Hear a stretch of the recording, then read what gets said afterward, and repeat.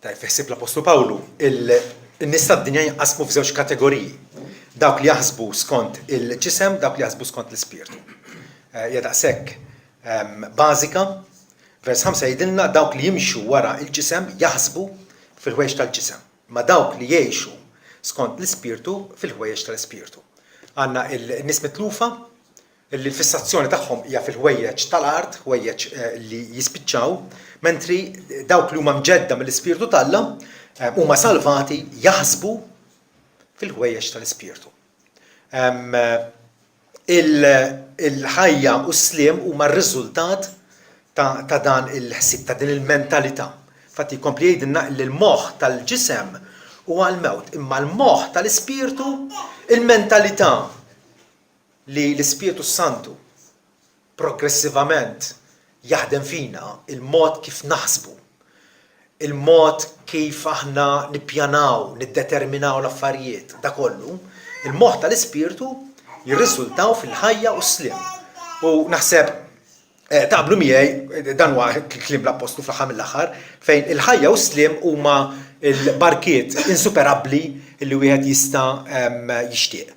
Illi mhux sempliċement ikunu ngħixu fiżikament bħal bqija, imma li konna l-vera ħajja. Dik il-ħajja li wieħed Ġesu Kristu meta qal jiena ġejt biex huma jkollhom il-ħajja u l-ħajja bl-abbundanza. Din hija l-ħajja spiritwali li Alla jridna ngħixu, jistedinna biex nesperjenzjawha aktar u aktar u tagħna wkoll ir-riżorsi, iva l-Ispiritu Santu li jammar fina, l-Ispiritu Santu li jaf il-moħħ talla sabiex aħna nkunu konformi ma' Ibnu Ġesu Kristu. Dan huwa l-għan talla li aħna ingawdu l-ħajja. Il-messaġġ antik li Mosè x'għandu pereżempju, impoġġu qudiemkom il-ħajja u l-mewt, għażlu l-ħajja biex tgħixu. Ma din hawnhekk Pawlu qed jirreferi għal ħajja fl-ogħla kwalità tagħha, kif nistgħu ngħixuha fuq l-art. L-ħajja spiritwali li aħna bħala Kristjani tajjeb, mhux li kultant tagħmel xi opra tajba u tippretendi li ħadd ieħor se jistma' bħala dixxiplu ta' Ġesu. Imma qed tibda mill-ħsieb, dak il-ħsieb qed jirriżulta qiegħed jiffjorixxi, qiegħed inixxi tajjeb f'dak il-karattru matur li l-Kristjan għandu juri minn ġurnata għall-oħra. Il-riżultat ta' dan huma l-ħajja u s-sliem. Pawlu qed jgħidilna li meta ngħixu din it-tip ta' ħajja spiritwali floli, il-moħħ merfuħ il fuq, il-qalb merfuħ għal fuq, fejn qiegħed Kristu fuq l-yeminija Alla, imbagħad ukoll ingawdu s-sliem. Sliem li d-dinja tixxenna għalih ma taf x'inhu sliem, ma taf x'inhu. L-aktar sliem politiku li ma niġġildux bejnietna bħala nazzjonijiet jew bħala soċjetà. Ma meta Ġesu qal ħallilkom is-sliem nagħtikom is-sliem tiegħi. Mhux bħalma tagħtih id-dinja nagħtilkom jien. Hawnhekk mela is-sliem huwa xi ħaġa dak ix-xalom li l-Lut kien iħobbu anke iselmu lil xulxin u jixtiequ lil xulxin. Is-sħuħija tagħna li inti taf li inti seren, tranquill għax inti tinsab sewwa Malla. U allura il-moħħ tal-ispirtu huma l-ħajja u s-sliem. U m'hemmx alternattiva oħra minn dawn. Jew għandek il-ħajja u magħha s-sliem talla, tajjeb il għaliex taf li inti sewwa miegħu, rikonċiljat miegħu, jew inkella tinsab fil-mewt. Mewt spiritwali. Wieħed jista' jkun b'saħħtu u fit vera, però ikun mejjed spiritwalment. Pawlu hekk iddeskrivjena fil-Efesin kapitlu 2, intom kontu mejtin fil-ħtijiet u trasgressjonijiet tagħkom, imma għamilkom ħajjin fi Kristu. Din dan l-emil sopranaturali talla seħ fina. Aħna li aħna maqudin ma' Kristu bil-fidi. Għandna l-ħajja bih u min mhuwiex ma' Kristu u mhuwiex fih bħala d-dilja l-vera m'għandux ħajja. Ma m'hemmx triq tan-nofs, m'hemmx triq tan-nofs. Anke fiżikament jew int ħaj jew mejjed. Ma sax tkun jew ħaj jew mejjed, tista' tkun ħaj u tinsab dajef, tinsab debboli, tinsab marradi ma' ħaj. L-alternattiva x'inhi? Mejjed. Alla beda biex tagħna il-ħajja fi Kristu. ċertament għadna ma wasalniex issa l-isfida qudiemna u dina aktar maħna nikbru fil-maturità tagħna bħala disċipli aktar insiru konxi illi din il-ħajja spiritwali li ngħixuha fuq l-art mhijiex faċli. Mija l-ogħla barka immaġinabbli. Mhijiex faċli għaliex mindu konvertejna, fil-bidu konna naħsbu li dan ħajbqa' ħanimun issa għal dejjem. U ħafna minnkom smajtkom u jien nifsi dina għaddejt minna, fil-bidu tajjeb meta Alla sejħilna l-ewwel darba u għarafna il-preġju, l-eċċellenza, il-ġmiel f'ibnu Ġesu Kristu. U ġrejna għandu għal-refugju, tajjeb, il-ferħ inesprimibbli li gawdejna, tajjeb, nistgħu nxebħuh ma' honeymoon ta' koppja li għadha kif iżżewġet. Tajjeb, ma' honeymoon. Għaliex? Għaliex meta tiżżewweġ imbagħad tittaqta' bisnienek vera. M'intix tibqa' honeymoon għal dejjem. Tajjeb kieku, imma r-realtà mhijiex hekk. R-realtà hi li issa li ninsabu fl-għaqda ma' Kristu. Bħalma badu lil Kristu fuq l-art, hekk ħajbodu lilna, nibdew ninnotaw, nibdew nirrealizzaw illi din issa mhijiex festa, hija battalja. Hija battalja, hemm konflitt illi aħna u kultant meta bdejna nirrealizzaw dan, il-Kristjan mhux qiegħed fi playground, jaqbes minn fuq ħaġa l-oħra. Ma jibda isir konxu li jinsab f'battalja. U allura irrid jarmi l-ġugarelli li kellu qabel u jilbes l-armatura talla u jiġri biex jikkonfronta l-għadu fil-kamp tal-battalja. Din il-konflitt li hemm fina tajjeb inħossuh aktar u aktar ma nippruvaw u aktar ma jirnexxielna tajjeb illi nrawmu fina dan il-moħħ spiritwali illi Pawlu qiegħed jitkellem dwaru hawnhekk. Il-moħħ tal-ispirtu u mal-ħajja u s-sliem. Titqabel infatti Pawlu nnifsu ddeskriva dan il-konflitt, din il-gwerra fih, din it-taqbida kontinwa fih. U kien iħossu ħafna dan it-taqbid il għaliex u kien merfuħ il-fuq lejn Kristu. U kellu din il-mixja intima ma' Kristu, għallu kollox, kull naqra, kull tentufa, kienet iddejqu. Kull diżubbidjenza, kull wiri ta' artifiċjalità kienet iddejqu. U allura jgħid illi hekk mela bil-moħħ jiena naqdi l-liġi ta' Alla, imma bil-ġisem il-famuż sarks. Il-famuż dik il-ġibda fina, dik il-tendenza naturali illi aħna nażlu nippreferu id-dnub aktarx mill-ġustizzja. Bil-moħħ jiena naqdi l-liġi ta' Alla, imma bil-ġisem naqdi l-liġi ta' dnub. U din hija r-realtà illi jekk ma nafux dwarha kważi aħjar nibdew niddubitaw aħniex Kristjani jew le. Pawlu kien iħossha tremendament. Ftit qabel infatti jgħid illi jiena nara liġi oħra fil-membri, anzi, jiena nitenna fil-liġi tal-Alla skont il-bniedem ġewwieni. Kull Kristjan jitenna fil-liġi tal-Alla, irid jagħmel l-liġi tal-Alla, però nara liġi oħra fil-membri ta' ġismi li tiġġieled kontra l-liġi ta' moħħi u tjassarni għal-liġi ta' dnub li hija fil-membri ta' ġismi. Ġifieri Kristjan huwa imqatta fih innifsu. Irid jobdil l-Alla, però hemm xi fixklu. Hemm xi fixklu. Minkejja da kollu ma qetax qalbu.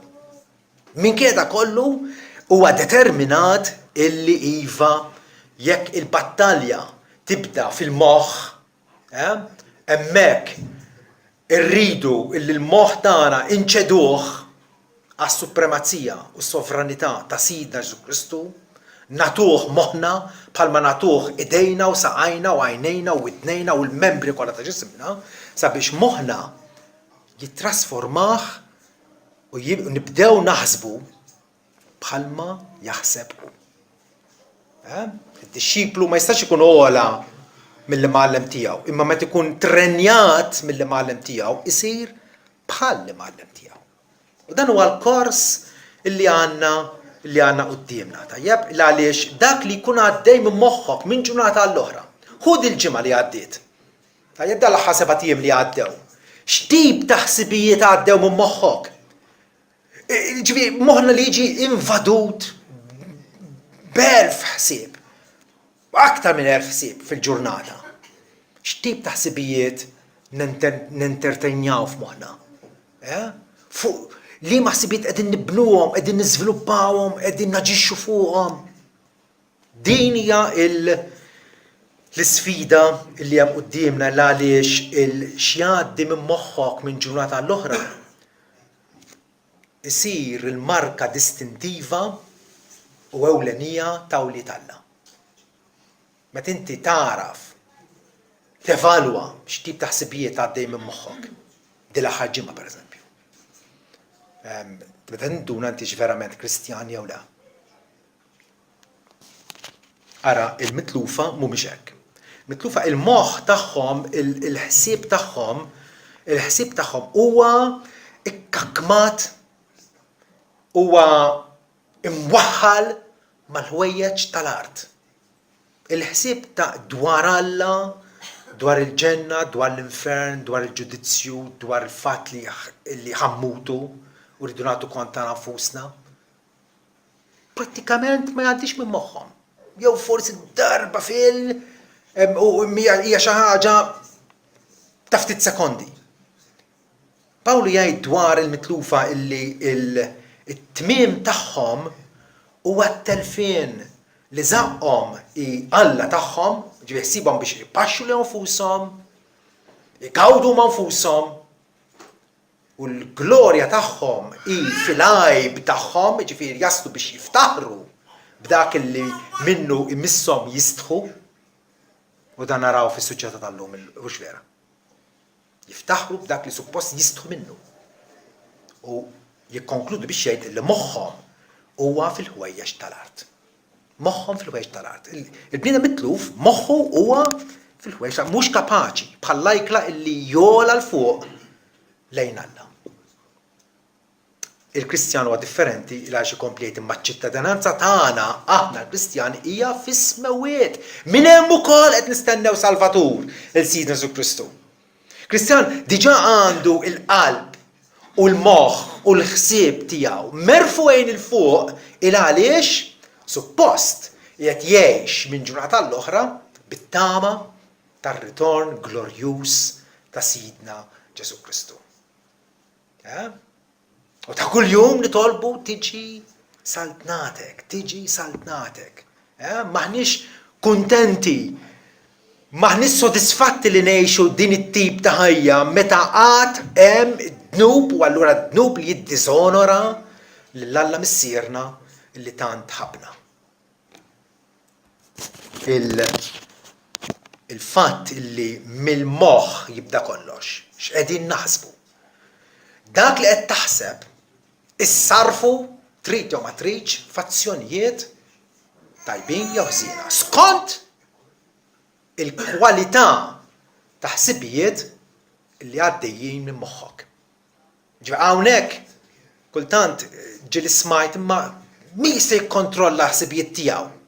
Tista'. Mhux biss tista', hekk għandek tagħmel. Forsi ħafna minna moħħhom huwa mtajjar.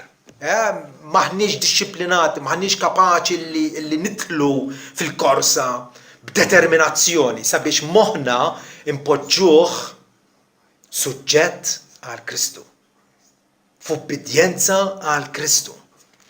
Għaliex hekk mhux hekk il-riżultat ma jkunx wieħed pjaċevoli. U ċertament allura ma nikbrux fil-mixja tagħna bħala disċipli tiegħu. Ġesu tagħna ħanejdu hekk ritratt tal-natura umana, aħna minn xi aħna komposti bħala bnedmin. F'Mark 7 vers 20 jgħidilna, simgħu daqsxejn. Fejn jgħid dak li joħroġ mill-bniedem dak inniġġes il-bniedem. xi ħammeġ il-bniedem dak li joħroġ minnu. Għana kultant naħsbu l-influenzi ta' barra. Kapaċi influenzawna, pero finalment dak li joħroġ minnek ħamġek. Għax minn ġewwa mill-qalb tal-bniedem joħorġu u ħajtina lista sħiħa ta' x'joħroġ mill-qalb tal-bniedem. Mhux taħsbu li l-ewwel ħaġa li jsemmi għaliex hija ħanejdu hekk il-vit illi mbagħad iħalli l-bqija joħroġ. Mill-qalb tal-bnedmin joħorġu l-ħsibijiet il-ħsiena. L-adulterji, iż-żena, is-serq, ix-xaħħa, l-ħżunja, l-qerq, il-ħajja bla rażan, l-għajn ħażina jew il-ġelożija, id-dal, kburija, l-bluwa, dawn l-ħwejġ żiena kollha jiġu minn ġewwa u iniġsu lill-bniedem. Ġesu qed jgħidilna point blank, bla ebda dubju, illi ħsibijietek jiġu minnek innifsek. Minnek innifsek. U l-qalb tal-bniedem mitluf hija is-sors, lajn illi minna joħorġu l-ħsibiet il-ħżiena. Ma issa b'kuntrast, qalb mġedda minn Alla, qalb li darba kienet għadu tiegħu imissa jirrikonċiljata miegħu, hija mġedda.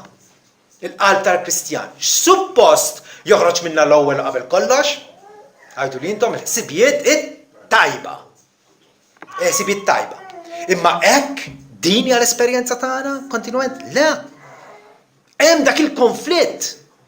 Il-tentazzjonijiet għadhom hemmhekk, il-tiġrib għadu hemmhekk, Satana qed jagħmel ingaġġat fil-attività perversa tiegħu biex jipprova jwaqqana. Imma mexjin f'din id-direzzjoni. Mill-qalb imġedda iva għandhom joħorġu ħsibijiet tajba. Ħsibijiet tajba li jirriżultaw fil-ħajja ta' vera u sliem. Illi hemmhekk imbagħad il-Kristjan jgħix dik il-ħajja ta' ferħ inesprimibbli u mimli glorja. Int x'int? Hija mistoqsija tajba x'vera. Int x'int? It-tweġiba hija skont x'taħseb. Skont x'taħseb dak li int. Fil-Proverbi 23 vers 7 jgħidilna bħalma jaħseb fih innifsu ekku. Il-bniedem bħalma jaħseb fih innifsu ekku. U allura minn dak li qed jaħseb fih innifsu minn dak li qiegħed isajjar ġo moħħu, tajjeb, inti ħatibda tara u xomm u tisma' dak li hemm fih. Mhux hekk qal Ġesu Kristu li mill-milja tal-qalb jitkellem il-fom. Jekk għandek bniedem li hu midaj, qed jurik kemm jobodu lil Alla. Vera? Jekk għandek bniedem li ġenwinament qed ifaħħar lil Alla u qed jirringrazzjah, qed jurik li jħobbu lil Alla. Il-ħsibijiet huma kollox. Il-ħsibiet huma kollox. Ħsibijiet diversi jgħaddu minn moħħna vera, ħsibiet diversi, taħlita sħiħa jgħaddu minn moħħna. Ħafna minnhom huma ħsibiet tajba, però il-kwistjoni hija din kemm minn dawn il-ħsibiet tajba iwasslu il-frott għas-sajran. Bħalissa r-rebbija u jibdaw is-siġar joħorġu l-wart tagħhom, iż-żgħar tagħhom. U ħafna minnhom vera jkunu sbieħ vera għaliex ikunu mimlijin wart. Mimlijin wart u wart vjola u ta' kull kulur. Vera? Però nafu ħaġa waħda. Illi dik il-żara, dik in-nwar suppost issir frotta. Imma kollha jsir frott? Le. Ħafna minnhom, qed ngħid ħafna minnhom jaw. Imma l-ftit minnhom isiru, jikbru u isiru frott tajjeb. Mhux kemm qed taħseb ħsibijiet tajba. Li huwa importanti, x'qed tagħmel bihom. dak il-ħsibijiet. X'qed tagħmel bi qed issajjarhom bħal dik is-siġra? Jew qed twaqqagħhom. Dik hija l-kwistjoni kollha. Dik hija l-kwistjoni kollha. U allura irrid insaqsi. Int għandek moħħ spiritwali, dan il-moħħ li l-Apostlu Pawlu, din il-mentalità li qed jgħidilna twassal għal ħajja u sliem, għandek moħħ spiritwali. Ħsibijiet spiritwali temporanji illi bħal żunżana u bħal dubbiena daħlet dejqetek ftit u reġgħet telqet. Ma jħoddux. Verew le. Kulħadd ikollu ħsibijiet spiritwali, ħsibijiet sublimi, ħsibijiet sbieħ. Però dawn mhux neċessarjament fihom valur il għaliex bħal nwar jaqa' mal-art. Jaqa' mal-art. U hawnhekk allura nifhmu għala bniedem illi ma jimpurtah minn xejn u jaffeċ fuq l-irjus u m'għandu ebda biża' Alla. X'ħin ikun dieħla l-operazzjoni x'jgħidulhom il-qraba tiegħu l-ħbieb itolbu għalija. Jiġi ħsieb tajjeb, mhux vera, kulħadd jiġi ħsieb tajjeb. Ġuvnot li ħsiebu biex jaffeċ il-liġi Alla qabel ma jidħol għall-eżami, vera, jgħid imqar dik it-talba ċkejkna. Jew bniedem atew, jew forsi agnostiku li qiegħed fuq ajruplan u jibża mis-safar, tajjeb, għalmen jixtieq jew forsi anke jasal biex jitlob talba biex jasal fit-destinazzjoni tiegħu b'suċċess. Da ma jfissirx li dawn in-nies għandhom moħħ spiritwali x'vera. Ma jfissirx hemm dan. Il-fattu illi x'qegħdin nagħmlu bil-ħsibijiet tagħna. X'differenza kieku dawn il-ħsibijiet ikunu kontinwi, ikunu regolari, ikunu mewġa fuq mewġa li allura nibdew niġu ffurmati bihom. Il-karattru tagħna jibda jiġi imsawwar b'dawn l-istess ħsibijiet. L-ħsibijiet irridu qabluhom huma turisti f'lukanda jew huma tfal li jgħixu fid-dar tagħna.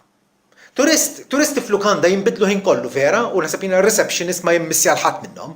Il-għaliex ġejjin u sejrin, hemm kummerċ għaddej, forsi xi wieħed minnhom tiftakar xi jismu ma jiġu u jmorru. Però għandek it-tfal fil-familja li jekk wieħed minnhom ma nġabarx bil-lejl, daqqew id-disa bil-lejl u għadhom ma ġewx, vera l-familja kollha titħasseb. Għaliex għax jiġi mmissjat, għax dak huwa parti mill-familja. Huwa parti mill-familja. U dawn huma t-tip ta' ħsibijiet illi jagħmlulna l-ġid.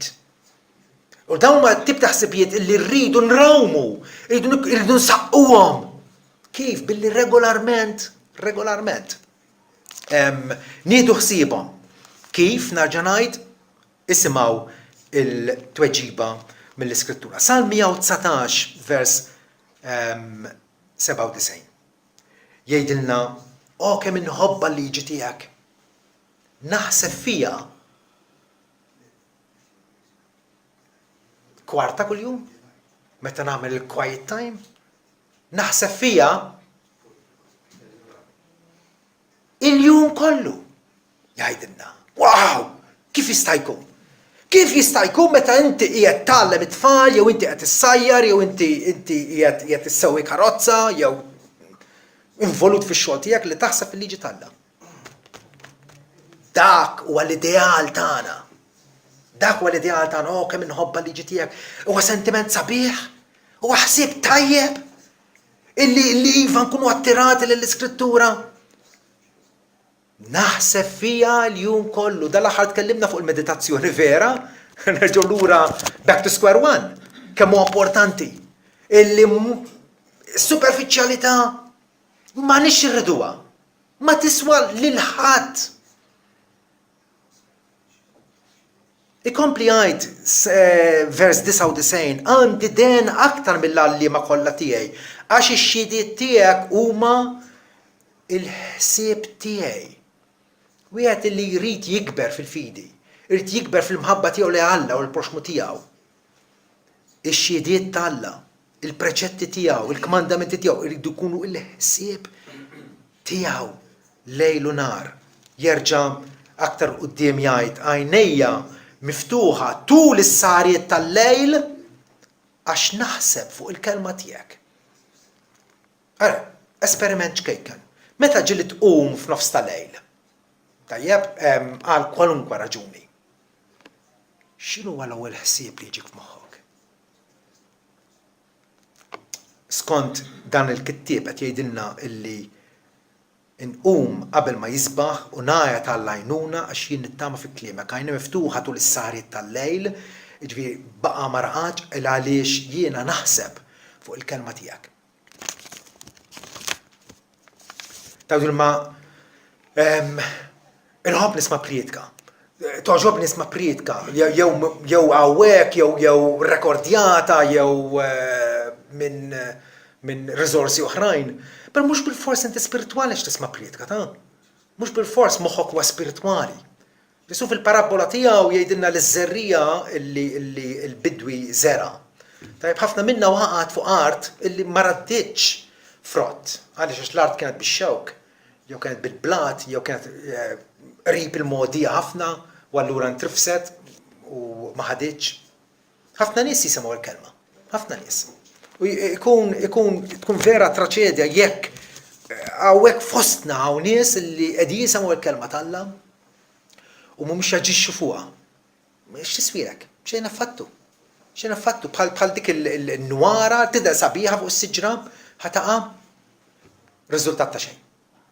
Riżultat ta' xejn. Attività bid-drawwa u esterna bħal meta tisma' priedka tista' ma tissarraf f'xejn konkret. Jena niftakar fil-profeta Ezekiel meta Alla qallu n-nies ħajġu għandek u ħjeddomandaw minn għandek illi inti tgħallimhom u tpritkalhom. Però huma se jisimgħu, però mhux se jagħmlu dak li tgħidilhom.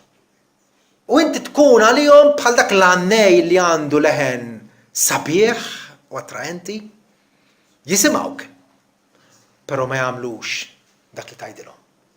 U t-traċedja ta' ħafna nies hija li għandhom fehma tal-Vanġelu. Jifhmu x'inhu l-Vanġelu. Jifhmu l-valur tal-kelma tal-Alla, l-Iskrittura mazza. Però kemm qed jaġixxu fuqha? Għalhekk qed ngħid illi billi inti tisma' jew anke tħobb taqra l-Bibja jew tisma' priedka ma jfissirx bil-fors illi moħħok huwa moħħ spiritwali.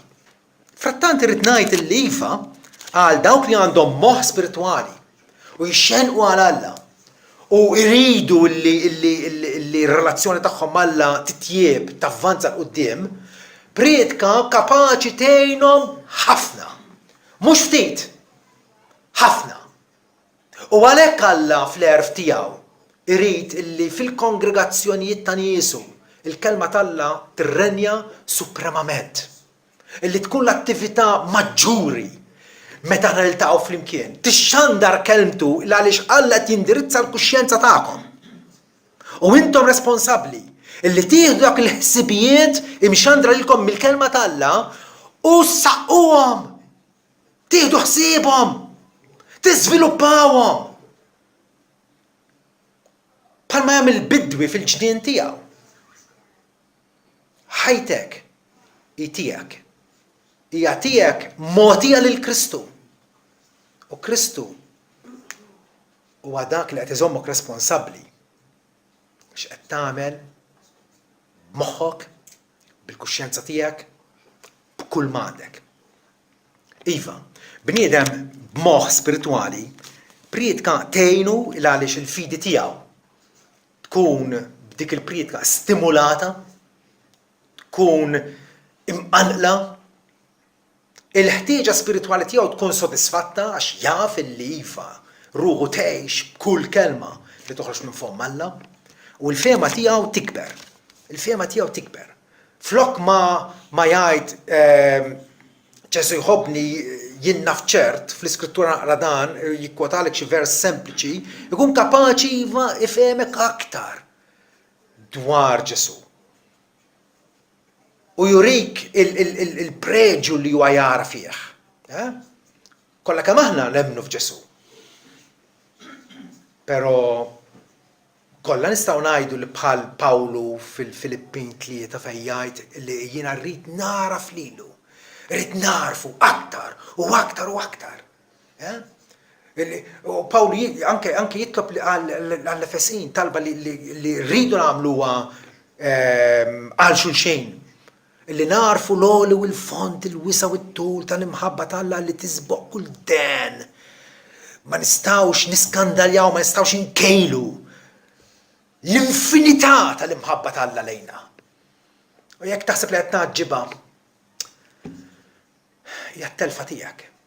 Il-għaliex Alla ħabna Ġwanni maġġeb. Litteralment eċċitat fejn jikteb araw bliema mħabba ħabna l-missier. Nissejħu li Alla. Jekk dat diskors, jekk dal-ħsieb ma jelevakx, ma jqanqlikx. Mhux vera. Ħafna nies jaħsbu li tkun spiritwali meta tkun imqanqal, tkun emozzjonat. Fil-ġurnata tal-lum l-emozzjonijiet huma importantissimi. Aktar minn kollox. Huma malmin fl-iskejjel tagħna, huma ċentru tal-attenzjoni għal ħafna nies kif inħossni. Dik l-import kif inħossni. Mhux qed nagħmel, mhux innix qed nagħmel id-dmir tiegħi, mhux ix qed naqdi r-responsabilità tiegħi. Mhux dak li importa. Imma kif inħossni. Inix kuntent, inix ferħan. Ma jfissirx il-wieħed emozzjonat huwa bil-for spiritwali. Ma niftemux ħażin laħwa. Kristjan b'moħħ spiritwali u ferħan. Anzi Pawlu qed jgħidilna il-moħħ tal-ispiritu huwa l-ħajja u s-sliem. Il-Kristjan qed jaraf il-kwalità ta' dik il-ħajja li Alla qed jagħtih. U qed jgħixha. Però again nistgħu anke fit-talb tagħna nkunu emozzjonati, nkunu elokwenti, nkunu merfuwa. Ma jfissirx b'daqshekk tippossidi moħħ spiritwali. Bniedem jista' jirreċtom dal-affarijiet. Mhux vera, jista' jisu qiegħed fuq palk, qiegħed jagħmel ir-reċta tiegħu. Frattant talb effettiv sikwit. Talb ġenwin sikwit huwa emozzjonali u mqanqal. U anke bil-biki. Ġabu jgħidilna li t-talb imħeġġeġ tal-bniedem ġust jiswa ħafna talb imħeġġeġ. Ma nistax nimmaġina kif tkun imħeġġeġ u tkun qed titlob bħalli kieku qed taqra minn fuq ktieb. Għalhekk ma naqblux aħna mal-prayer books aħna kif jużaw il-Knisja Anglikana, kif tuża l-Knisja Kattolika bil-missali tagħha. Ma naqblux magħhom għaliex jirrestrinġuk għal xi forsi mhix l-esperjenza tiegħek. Kif tista' inti titlob mill-qalb mhix xi ħaġa li kitibha xi ħadd tant żmien ilu. Talb huwa komunikazzjoni diretta mal-Alla. Skont il-qagħda tiegħek minn xiex inti għaddej dak il-ħin. Mhux vera.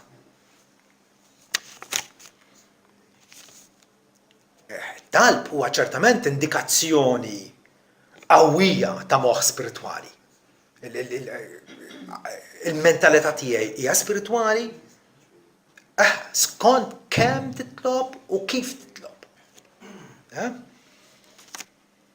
Però rridu neżaminaw allura il-motivi tagħna fit-talb. Ħafna drabi nitolbu ħażin, nitolbu żmerġ. U Alla tagħna tant twajjeb u għaref illi ma jtix kasu dak it-talb. Ma jwiġbux. Alla ma jwiġibx ħafna mit-talb tagħna u hekk għandu jkun. Għaliex? Għax huwa talb ħażin. Daqshekk sempliċi. Mhuwiex talb skont ir-rieda tiegħu u għar minn hekk il-motiv lan l-iskop għalfejn qed nitlob huwa wkoll ħażin. U allura kif jista' Alla jonora r-rikjesta tiegħi meta hija kontra il-glorja tiegħu u l-ġid tiegħi nnifsi.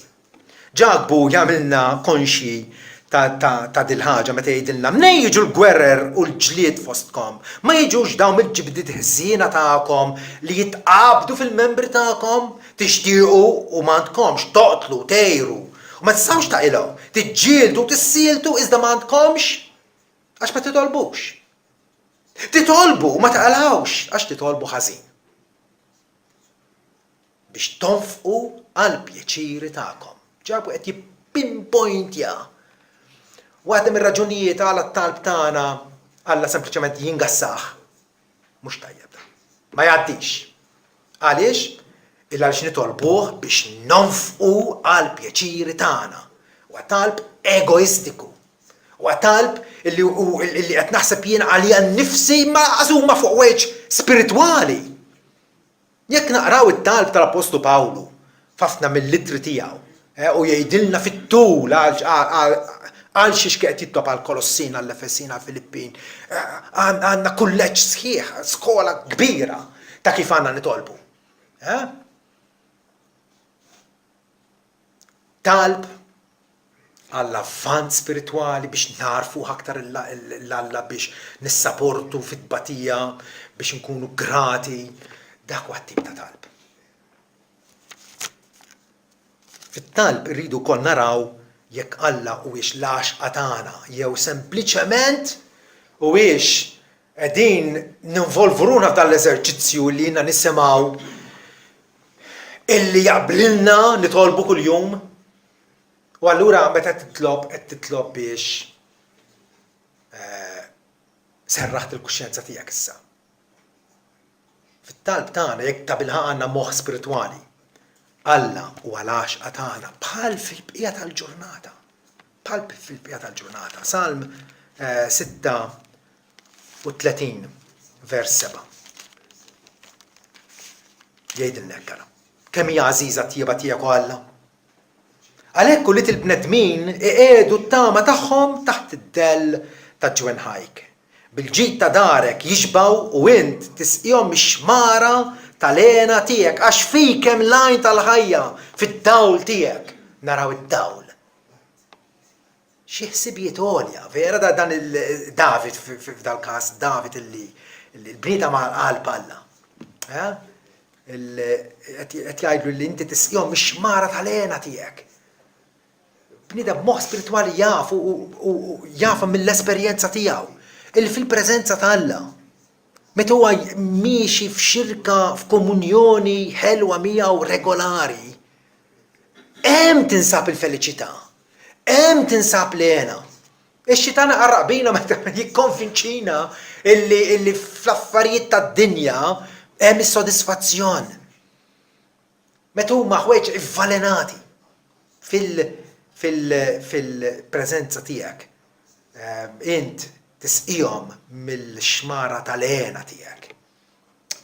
Ma naħsbux illi aktar ma navvanzaw spiritwalment se nkunu nies imdejqin, gloomy, malinkoniċi, għall-kuntrarju. Aktar u aktar se nesperjenzjaw dak il-ferħ illi għatina Sidna Ġesu Kristu. Anke f'ċirkostanzi fejn dak iċ-ċirkostanzi huma avversivi, vera? L-eżempju klassiku Pawlu l-Apostlu mill-ħabs jiktab il-Filippin u tal-inqas 17 darba isemmi l-kelma ferħ jew ifirħu dejjem fil-mulej u nerġa' ngħid ifirħu. Meta kien bniedem ta' mezzi modesti ħafna, iġaħġaħa mill-jum għal-jum, bniedem ta' bilħaq illi kien mimli għaliex. Imbierek minn Alla. Il-talb tagħna jkun allura spiritwali, jkun verament spiritwali, meta nitolbu tajjeb, nitolbu skont ir-rieda tal-Alla, nitolbu b'ħsieb tajjeb, b'intenzjoni tajba, jiġifieri għall-glorja tal-Alla u għall-ġid spiritwali tagħna u ta' ħadd ieħor, imma wkoll meta ma dak it-talb nabbinawh, inżewġuh ma' azzjoni tajba. Nistgħu naħsbu li nistgħu ninagħlqu f'xi ċella u noqogħdu nitolbu, mhux biżżejjed. Imbagħad hemm il-ħajja prattika tagħna, meta inti qiegħed fuq il-post tax-xogħol pereżempju. Vera? U qiegħed imħallat ma' nies mitlufa. Kif ħaġġib ruħek magħhom? U fis-soċjetà tiegħek kemm inti melħ, kemm inti dawl. Ġagbu jispjega billi jgħid illi reliġjon safja u bla teba quddiem Alla, reliġjon aċċettabbli għalih, Hija din li żżul il-tima u r-romol fl-hemm tagħhom u li żżommlek innifsek bla teba fid-dinja. U allura ħanaddu issa għal l-aħħar punt tiegħi meta rrid insaqsi. Meta niltaqgħu flimkien, qegħdin niltaqgħu flimkien regolarment u nitkellmu anke tispiċċa l-funzjoni u nitkellmu. Ħafna drabi fuq x'qegħdin nitkellmu. Fuq il-ħar partita futbol, fuq fenna fjena, x'sajjart il-biera, fuq il-foġġa. Tifhmu nix ħażin. Mhix qed nagħmel ebda regola illi bil-forsi nitkellmu fuq spiritwali. Però qalbi titena jiena meta isibni xi ħadd minnkom jew waħda jew l-oħra. U istaqsin mistoqsija fuq il-priedka jew fuq li xi ħaġa qed taqra. Xi wħud minnkom anke jibatuli emails u jew iċemplu dana. Il-fatt li nistgħu nitkellmu, nistgħu niltaqgħu flimkien nitkellmu fuq wieħed spiritwali, għal darb'oħra ma jfissirx li dan huwa bil-fors juri moħħ spiritwali. Kellna nies u jibqa' jkollna nies li jindieħsu magħna u jiġu u jħobbu jitkellmu fuq ir-reliġjon, jħobbu jitkellmu fuq l-iskrittura, però huma spiritwali niddubita ħafna drabi għaliex kultant dak li jkun iħobb jitkellem fuq il-Bibja, tajjeb? Però ma għandu ebda ħajra li applikali innifsu. U allura x'moħħ spiritwali huwa dak? Mhux vera. X'moħħ spiritwali huwa dak? Meta nitkellmu fuq spiritwali, għal darb'oħra rridu niftakru x'inhu l-iskop. X'inhu l-iskop? Huwa biex insaħħaħ dak li jkun, huwa biex nedifikah, huwa biex nibnieh ntejbu fil-fidi tiegħu. Jew biex noqgħod nikkustinja u nargumenta u nuri kemm jien bravu. Da xejn differenti. Qabel tkun qed tgħid l-istess diskors imma wieħed qed tgħidu bi skop tajjeb. U allura l-moħħ tiegħek huwa spiritwali hemmhekk. U li ieħor, għalkemm forsi qed tagħllem xorta waħda, qed turi kemm inti fanfru biblikament. Illi hija tip ta' kburija. Il-kburija illi Alla joboda ċertament mhux vera. Pawlu iġibna jew f'kategorija jew f'oħra. Jew f'kategorija jew f'oħra. U dawk li l-moħħ tagħhom huwa skont il-laħam jgħidilna huwa mħaddem skont ix-xewqat midimba tiegħu, sarks tiegħu. Pawlu jgħidilna l dawk li jgħixu fil-ġisem ma jistgħux jogħġbu l-Alla. Possibbli li toġbu l-Alla meta moħħok huwa bħal dik li mħaram qabda mal-blat li mhix kapaċi tom. Wakkakmat, mwaħħal mal-art. Qegħdin ngħixu fuq l-art. Ma Kristu tagħna tama. Tama li tippenetra u twassal lilien mill-qabar. Tagħna viżjoni ġdida. Biex naraw ir-realtajiet u nisabu konvinti minn dawn ir-realtajiet. Ta' infern u ġenna u ġudizzju. Illi ċertament jekk temminhom, allura ma tistax tibqa' tgħix bħal li kieku wieħed inti mitluf. Min jgħix dik it-tip ta' ħajja skont il-laħam, ħajja tal-art. Ir-riżultat huwa l-mewt u x'vera. Dak li jekk tgħixu skont il-ġisem tmutu. Imma jekk bl-ispirtu tmewtu l-emil tal-ġisem tgħixu. Il-mortifikazzjoni li inti toqtol id-dnub jridu nibdew biex noqtluh mill-ħsibijiet ħażina ta' moħħna. U nibdew minn flokhom indaħlu dak il-ħsibijiet tajba. Kif? Billi int tom fl-iskrittura, fija, dbaħbaħ fija, għejxa, fittex li tgħixha.